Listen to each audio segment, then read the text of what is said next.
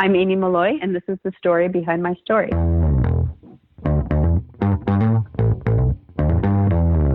You're listening to the Author Stories Podcast,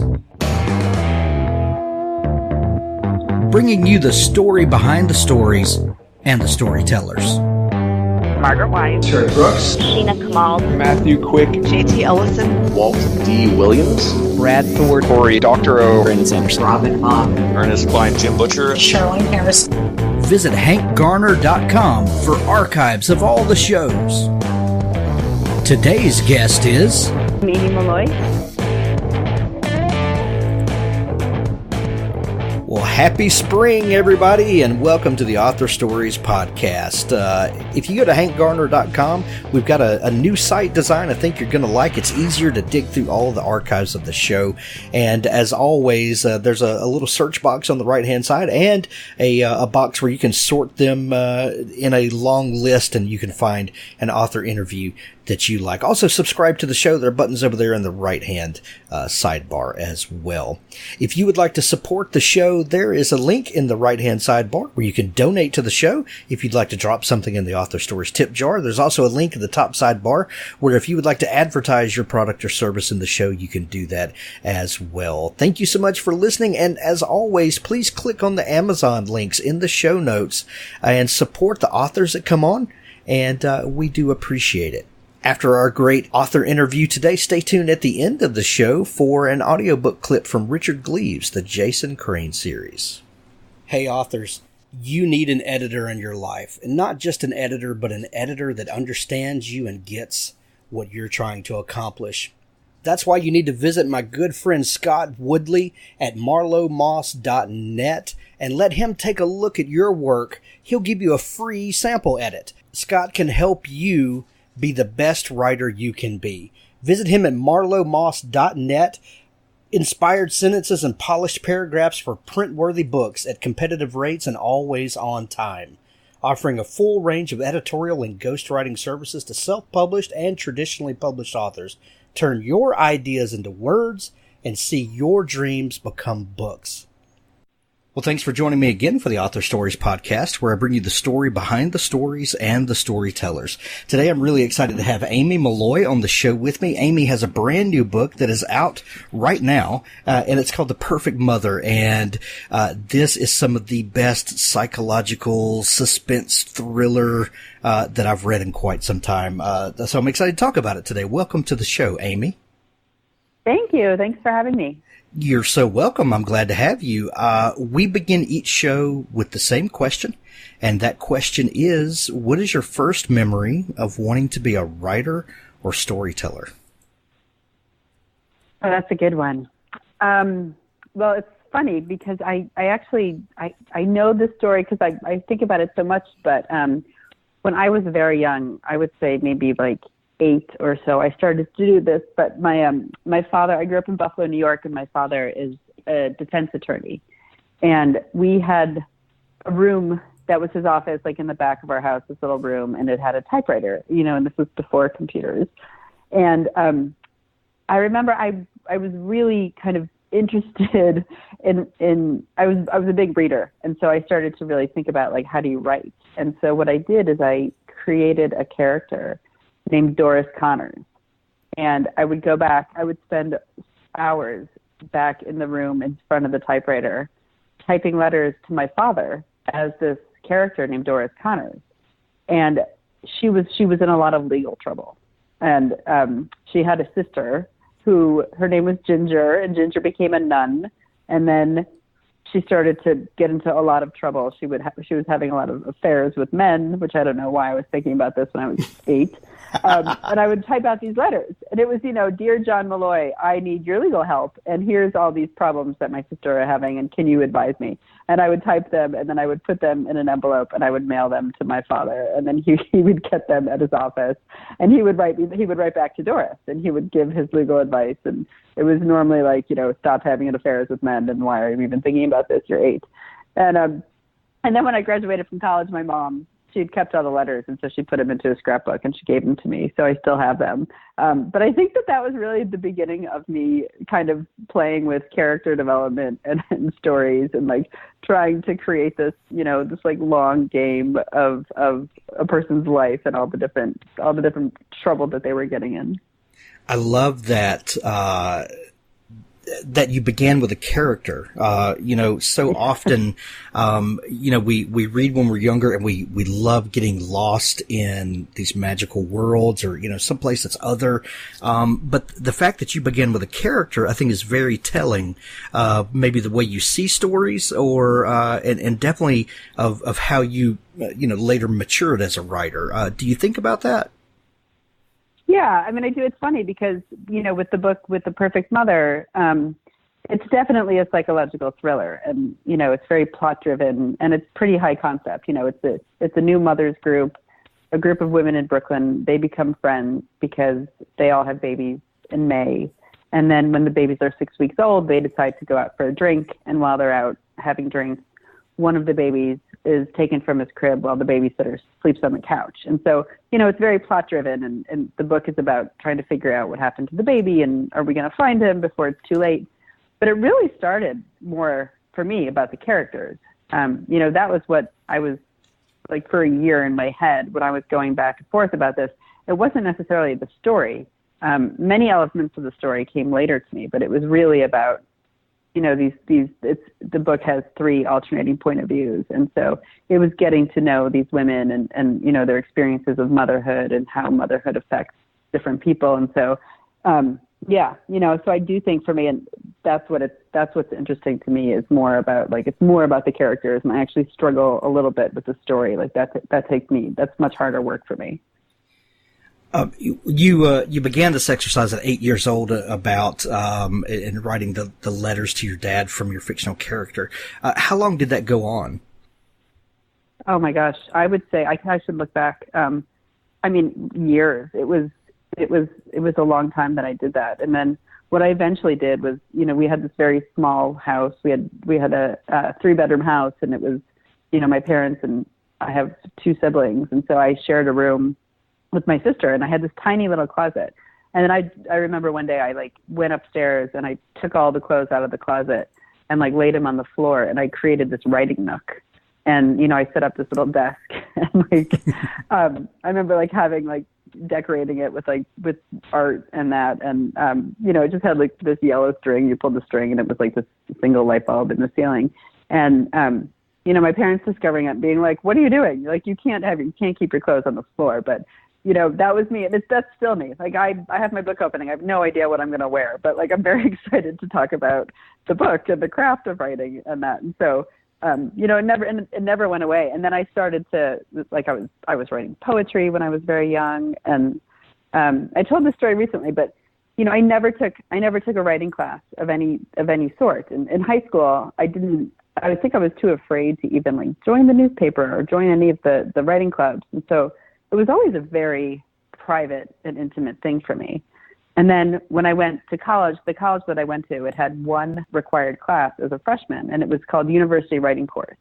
And everybody had to take it. And there was 4 levels of it. And, level 1 was for the super great writers. And level 4 was for the athletes. And I got placed into level 4. And I went to Duke University in the 90s when the Duke basketball team was very, very good. And so I got into this writing course, and it was literally me and the men's basketball team who were all there on basketball scholarships. And so I just thought, okay, that's it. I really wanted to do this, but the universe has spoken, and now I get to look at all these cute basketball players, but I don't ever get to be a writer. And so it took me, I think I stopped writing for a while after that. And then it was years before I kind of knew that it was going to kind of destroy me if I didn't keep writing. And so I had to find my way back into it in my late 20s. But it really, that was a little glitch in my writing career. Well, that happens to a lot of people, is that, I really believe that there's a gene, and that's probably a horrible way to describe it, but there's something inside writers that make them write. And, I think a great number of those people never go on to be published authors. But that doesn't make you any less of a writer or a storyteller. There's, and sometimes we confuse the commercial aspects with the idea that we are inherently storytellers and the thing just has to come out. And, it can take many shapes and forms. So a lot of stories I hear here, are not, people don't have a straight, trajectory from wanting to be a writer to going to college and studying writing and then publishing their first novel, as soon as they graduate college, and then everything is wonderful. Usually we have these really strange, circuitous routes that bring us to the book. And those are the stories that I love to hear. And I love to hear that you had one of those stories. So what was it that brought you back around? Well, I think, weirdly, it was turning 30, which, I'm 46 now. So when I look back at 30, I think I was a child. But yeah, so I ended up getting my master's in urban planning, which was nothing that I was really interested in. I'm not really, I think I just needed a way to move to New York. And so going to grad school seemed like an easy way to get here.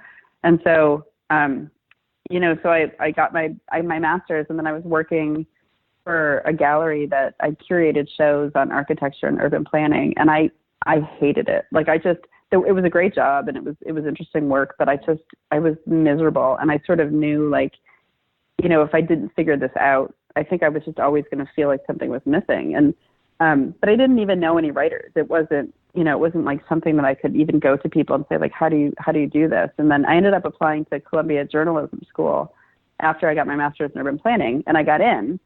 But it was $45,000 a year for 2 years. And so it was completely out of the question. I couldn't justify that. And so what I ended up doing is just starting to find stories and pitch them to magazines and newspapers. And, back then there were a lot more magazines doing long form pieces, and, nobody accepted them because I was very bad at this. I was very bad at pitching ideas. I was good at coming up with ideas. I was terrible at selling them. But I just kept going and kept going. And, I ended up, it's the brief story of it is that, it was 2002. It was soon after September 11th. And there was an article in the newspaper that I read about a chaplain in the Army named James Yee, who was Muslim. And he was stationed at Guantanamo after it first opened. And I read a very short piece in the New York Times about how he had been arrested on his way out of Guantanamo because the government was saying that he had become part of Al Qaeda while he was stationed at Guantanamo. And he was put into a naval brig, and he was being considered an enemy combatant. And there was a talk of pursuing the death penalty because he had committed treason. And I just did a little bit of research into him, and I saw that, he graduated from West Point at the top of his class, and he was lauded by the military for being this great soldier. And so I ended up digging into the story, and I found his parents who lived in New Jersey. And so I, called them and said, can I just come and ask you some questions? And they were like, yeah, who do you write for? And I'm like, oh, nobody. But I went, they were nice enough to have me over for a cup of tea. And they showed me his evaluations from literally the day before he was arrested that said that he was the best thing that ever happened to Guantanamo, and he was loyal, and he was great. And so I knew that there was a story there. And so I ended up really, really pursuing it and talking to attorneys. And I ended up emailing James Yee and saying, can I talk to you? I want to write an article about what really happened. I know something happened here that's weird. And he never responded to my emails. And so I pitched all these different magazines. Nobody would let me write the story because I had never been published before. And they were like, who are you? We can't trust you with a piece this big.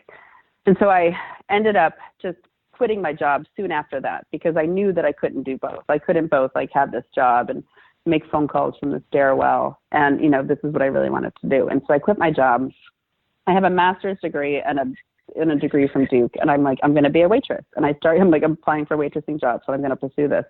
And it was literally my last day at work. And I was walking from the subway to my house, and my phone rings, and I don't recognize the phone number, but I answer it, and it's James Yee.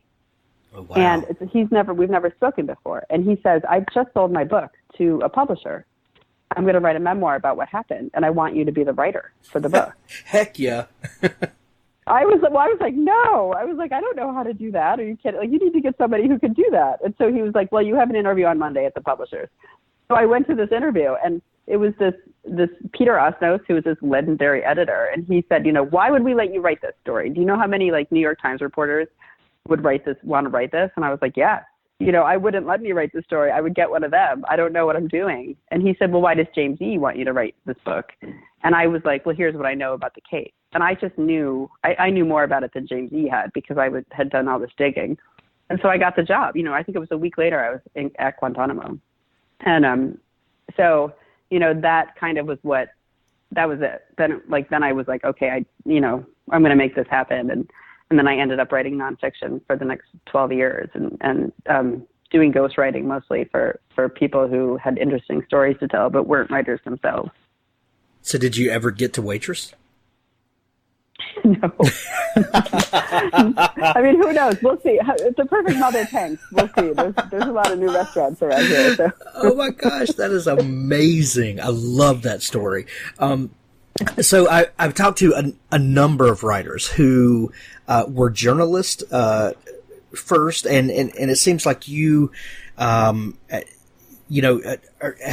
done this where you've kind of straddled between journalism and narrative nonfiction, I think is the popular term now. But that nonfiction that reads like a fast paced novel and that has a journalistic flair to it for keeping the reader engaged. And a lot of those people then go on to write fiction, and especially thrillers and psychological thrillers. Do you see a connection there? I've often wondered this, why, and does the journalism or the narrative nonfiction, does it prepare you to write those tense narratives? Is there anything particular in that work that prepares you to write fiction? Yeah, I think so. I think I was able to kind of build a career doing this narrative nonfiction and writing. I wrote a lot of memoirs for people. And, and I think part of why I would get offered jobs is that I approached every book, whether it was, I don't know, whoever's memoir it was, as if it's this story with an arc and tension and suspense.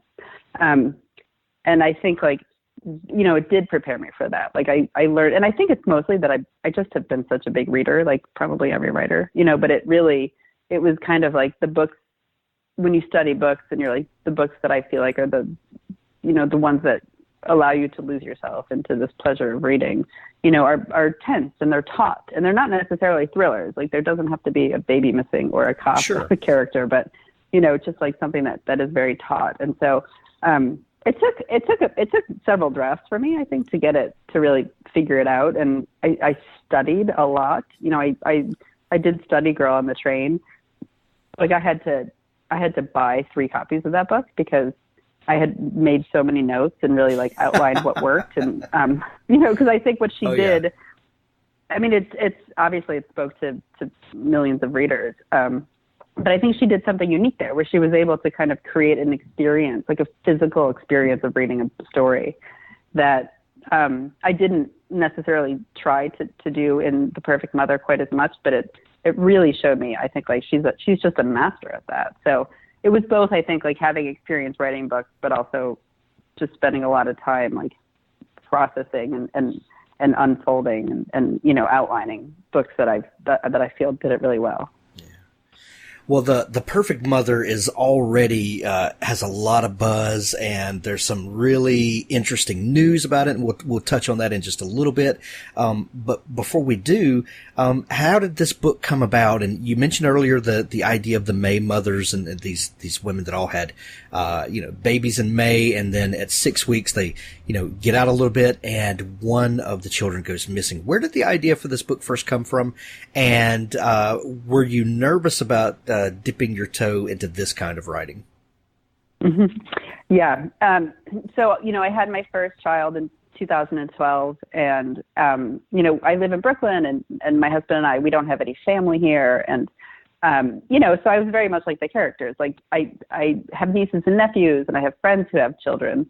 But when I got pregnant, and it's certainly right after I had my first baby, I was surprised at sort of the isolation of it and how much I didn't know and how anxious I was. And I'm not really an anxious person, but I was a little bit overwhelmed with just like the hugeness of this task of keeping this child alive. And so I signed up for a group much like the May Mothers. We were September babies, and it was all women who had babies in September. And we started to, most of it lived online. There were women who met, but I didn't do that. I was mostly just a member, like on the sidelines a little bit, but it was this listserv. And so you could write an email to the listserv and you could say like, hey, here's this issue that I'm having or that the baby is having. And, it could be anything, like very like I'm depressed, or like I'm struggling with my relationship with my husband, or like my baby isn't rolling over in time, and like all these things. And within minutes, you would get dozens of extremely generous and thoughtful responses. And I was shocked sort of at how integral these women, who were mostly strangers to me, but how integral they were to my experience of becoming a mother. And so, I was having these like images of that we had become part of this tribe. And, I had written a book before this. My last book was a book about women in very rural parts of West Africa who had like come together to start this women's rights movement. And I spent a lot of time in these very small African villages. And it was like that. Like these women were just like this group who, if, there was no separation between my child and yours. If something happens to your child, I'm going to act as if that happened to mine. And so I sort of felt a little bit like that's what we were. And so, I started to play with the idea. I knew that I wanted to attempt a novel, and motherhood had finally given me something where I wanted to explore. And at first it was, I was thinking I would try something more literary, but to be honest, I didn't think I was that good of a writer to do that. Like I couldn't do these beautiful, lyrical, weighty things that I was watching other women do. And so then after I had my second, and I had been kind of ruminating about this for a year, I read Gone Girl. And, it was, most of it was in the middle of the night, like nursing my kid. And I was like, this is so amazing. Like I couldn't wait till everybody left the house, and it was just me and my baby in the book. And, that feeling of just being like getting lost in this experience of reading. Yeah. And that was when it came to me, like, why don't I forget the literary approach to motherhood? Like, why don't I actually try and write something that this is like a book of suspense and a whodunit? So when my youngest turned 1 and my oldest was 3, I sort of said to the family, like, okay, this is it. I'm taking 1 year and I'm going to try this. Like, I think I have an idea, and, I'm hiring a babysitter, and everybody's got to adjust. So like everybody get used to it, including you little 1-year-old. And like, we're just going to do this, and I'm going to give myself 1 year. And, and it worked. And, but it was writing this book about like something bad happening to a baby. So that was, it was a little weird. But, it was just like put my head down and get this down on paper, and let's see if this is going to work. Well, that was going to be a next question for me, is that when you have a child, there are all these maternal or paternal feelings that come about, and, you're scared that something's always going to happen. You're going to do something wrong. And so that's kind of this primal feeling that we all have.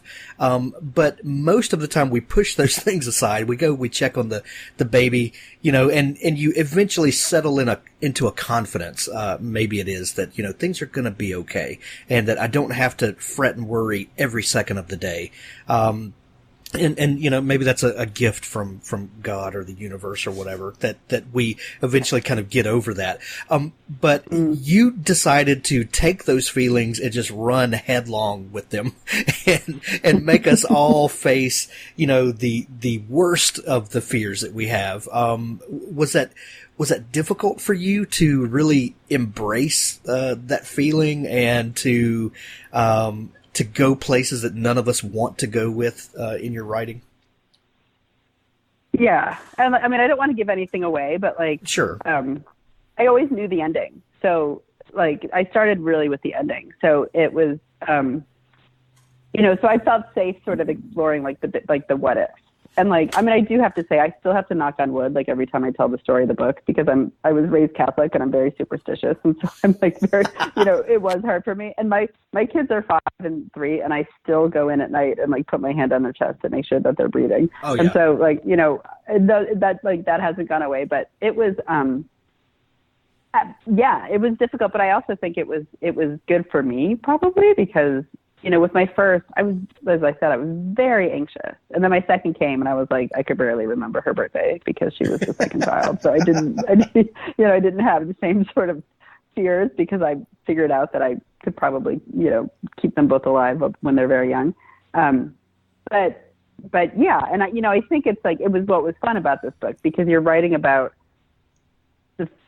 everybody's biggest fear, and then that you have these characters who are so disoriented because they're really tired or like they're recovering from a C-section and that. So I think it's part of the power of the book because it's very disorienting. Like the women are so disoriented throughout the book for a number of different reasons. And I think it helps to kind of like disorient the reader. But, I do know, I've told people what the book is about. And, I've had people say like, I will never in a million years read that because it's too scary. And like, and I get that too. Like, you don't want to be like, well, everything's fine, don't worry about it. But, it is, yeah, it's a scary thing to think about.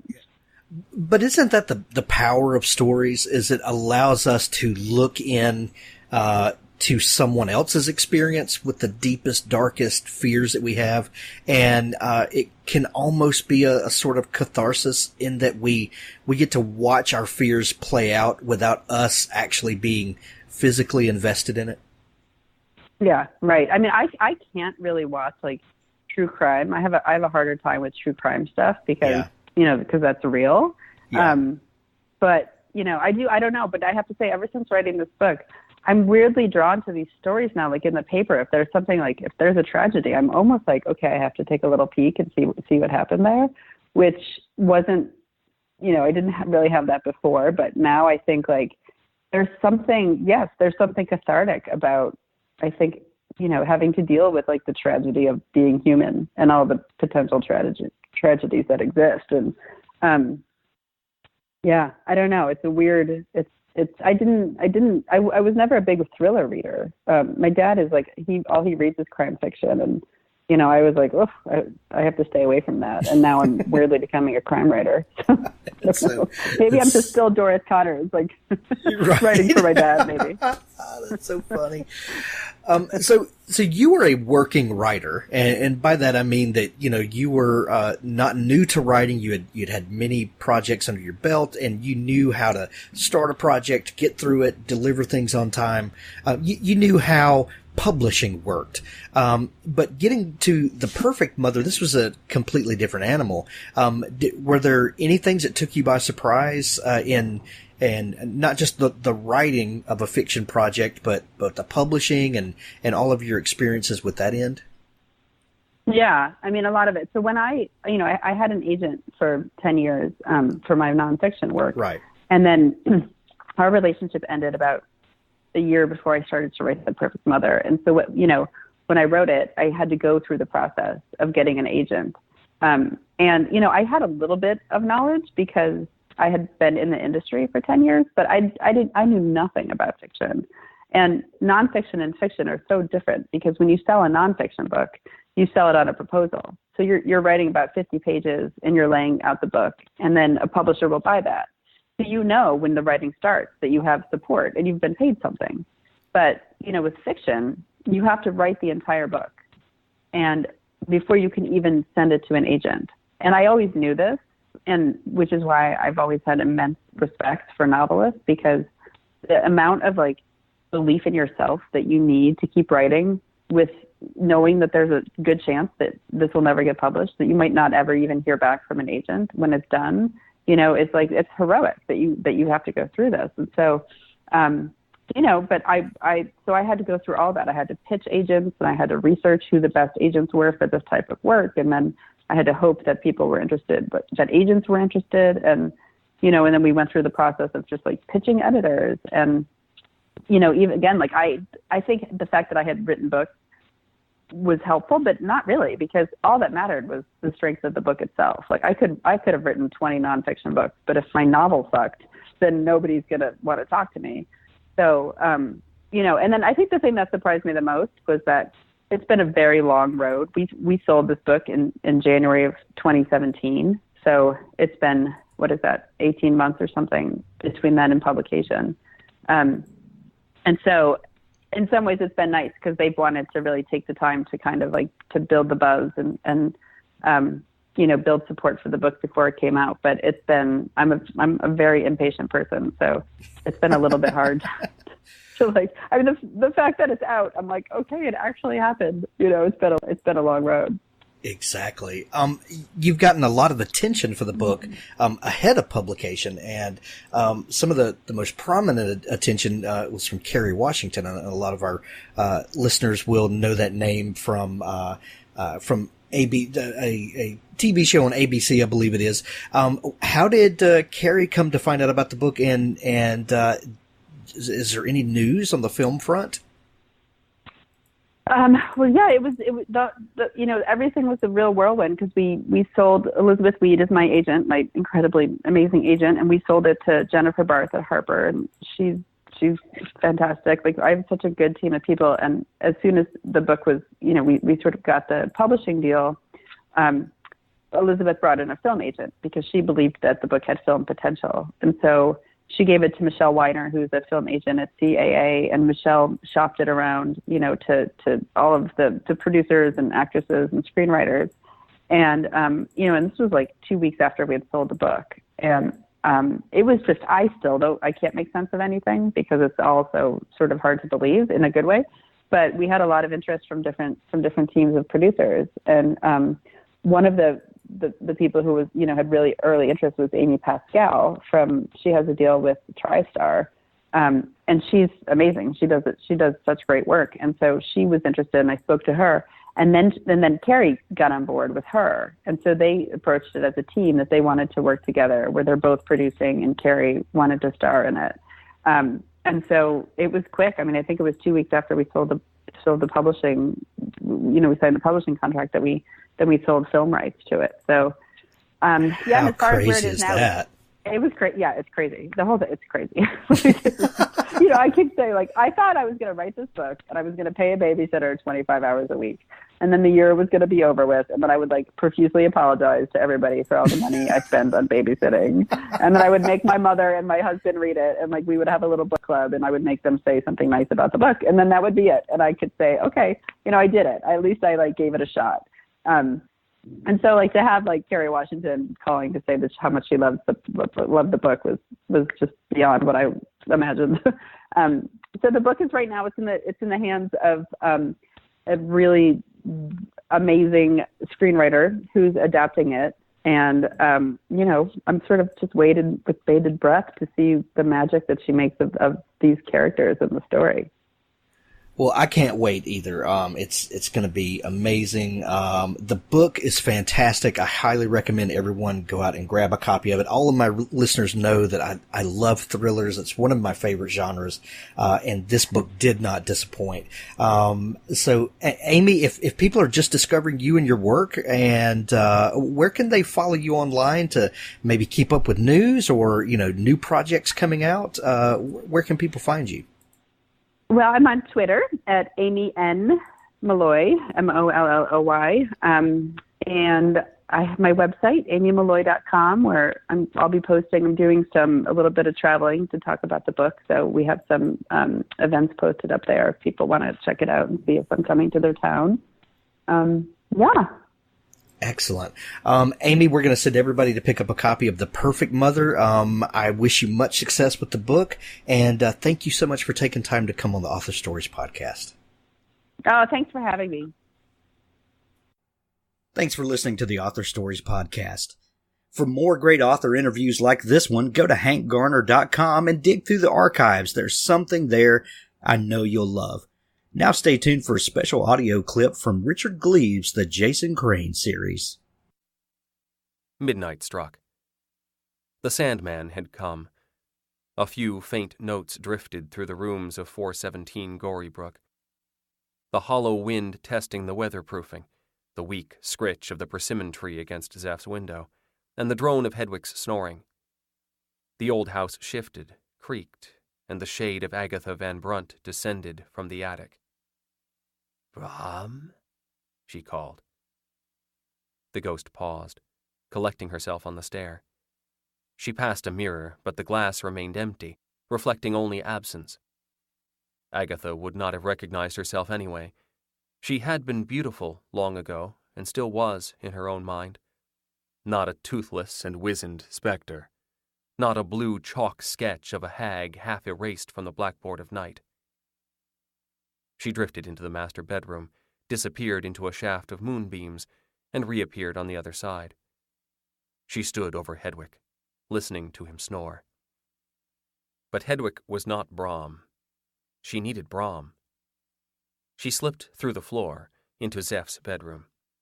She stood over him for a long time, listening to the persimmon tree's weak coffin scratch on the window screen. Brom? No, this was not Brom. Not Brom, her son. But she loved this boy. So much hidden potential. He reminded her of Dylan, her grandson. Dylan had slept in this room many, many times. But Dylan was dead, never to return. This boy, Zeph, was alive. So alive. Oh, would that he might remain so forever. Look at him. Who would consign such a handsome lad to the rot of death? Only a very cruel and blind God. Agatha brushed her spectral lips to Zeph's cheek. He stirred, scratched the spot, and rolled into his pillow. But Zeph was not Brom. Where? Oh, Brom is dead. She remembered now.